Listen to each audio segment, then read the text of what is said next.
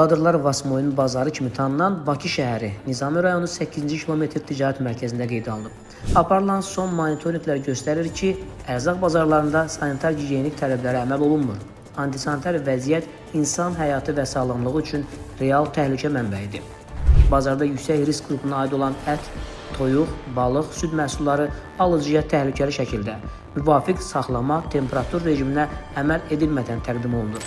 Açıq şəkildə, soyuducu olmadan satılan ağartı məhsulları, natəmiz şəraitdə kəsilərək satışa həyata keçirilən ət və ət məhsulları, balıqlar, turşular və digər qida məhsullarının istehlakı ciddi xəstəliklərin yaranmasına birbaşa səbəb ola bilər. Məhsullar açıq havada, tozun və çirkli səthin üzərində vətəndaşlara təqdim edilir ki, bu da qida təhlükəsizliyi tələblərinin kobud şəkildə pozulması deməkdir. Min bir zəhmətlə kəndinin yetişdirdiyi, hazırladığı məhsul təzə, faydalı ola bilər.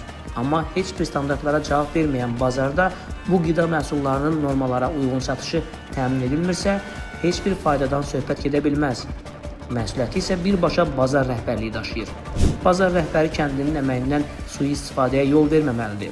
Bazar rəhbərinin işi təkcə piştaxtanı kirayə vermək deyil, eyni zamanda alıcıya məhsulu tam təhlükəsiz şəkildə təqdim etmək üçün müvafiq şərait yaratmaqdır.